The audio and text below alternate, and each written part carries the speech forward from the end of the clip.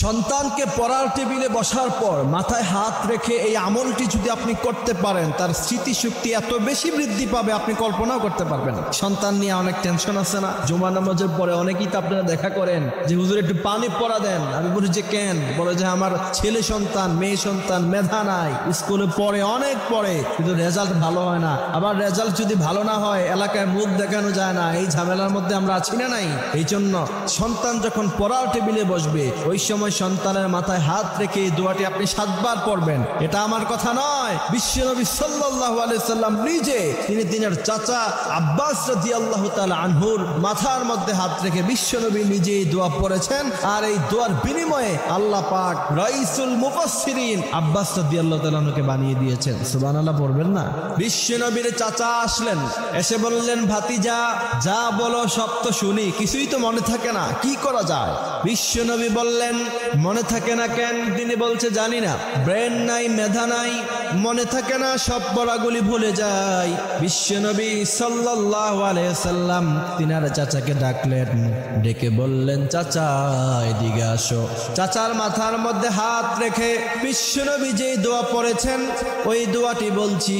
ওই দোয়া পড়ার কারণে আব্দুল্লাহ ইবনে আব্বাস যেমন রাইসুল মুফাসসিরিন হয়েছে, বিশ্বনবী তিনার মাথার মধ্যে হাত রেখে পড়লেন আল্লাহুম্মা ফাক্কিহহু ফিদ্দীনি ওয়া আল্লিমহু তা'ওয়ীল। বিশ্বনবী এই দোয়াটা পড়লেন। আপনার সন্তানও যখন পড়ার টেবিলে বসবে ওই সময় পড়ার টেবিলে বসার পরে তার মাথার মধ্যে হাত রেখে আপনি পড়বেন আল্লাহুম্মা ফাক্কিহহু ফিদ্দীন ওয়া আল্লিমহু তা'ওয়ীল। এইটা পড়ার পরে আপনার সন্তানকে কিছু গাইডলাইন দিবেন। সেটা হচ্ছে রাত 10টা পর্যন্ত পড়াশোনার পরে যেন সে ঘুমিয়ে পড়ে। আবার ভোর রাত্রে তখন ব্রেন ঠান্ডা থাকে, ঘুমানোর পরে ব্রেনটা একবার ঠান্ডা থাকে, ব্রেন তখন গরম থাকে না। ওই সময় ব্রেনে আপনি যাই দিবেন সেটাই ব্রেনের মধ্যে ঢুকে যাবে। সুবহানাল্লাহ পড়লেন না?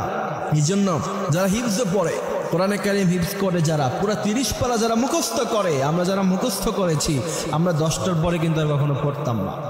10টার পরে ঘুমিয়ে যেতাম, ভোর রাতে ফজরের নামাজের আগে 3টা সাড়ে 3টা দিয়ে ঘুম থেকে উঠে যেতাম, এরপর আবার পড়তাম। ওই সময় পড়া ব্রেনে ঢুকে হৃদয়ের মধ্যে ঢুকে যায়। এই জন্য অবশ্যই আমাদেরকে এই গাইডলাইনগুলি ঠিক রাখতে হবে। ব্রেন নষ্ট হওয়ার অনেক কারণ আছে। সারাদিন যদি আপনি মোবাইলে আজে বাজে জিনিস দেখেন, আপনার সন্তান যদি সারাদিন মোবাইলের মধ্যে আজে বাজে জিনিস দেখে, খারাপ খারাপ রিলস দেখে, ইনস্টাগ্রামে ভিডিও দেখে, তো এখন আপনার ছেলে সন্তান মেয়ে সন্তান হোক তার তো ব্রেন নষ্ট হবেই। এইগুলি থেকে দূরে রাখার পরে আপনি যদি আমলটি তার উপরে করতে পারেন ইনশাআল্লাহ তার ব্রেন বৃদ্ধি পাবে, তার সমস্ত পড়া মনে থাকবে, ইনশাআল্লাহ সে ভালো রেজাল্ট করবে। ভালো রেজাল্ট করার জন্য অবশ্যই ভালো পড়াশোনা করবে এবং এই আমলটি আপনারা নিয়মিত ইনশাআল্লাহ করবেন। আল্লাহ সুবহানাহু ওয়া তাআলা আমাদেরকে এই কথাগুলি বোঝার মানার তৌফিক দান করুক। আমিন।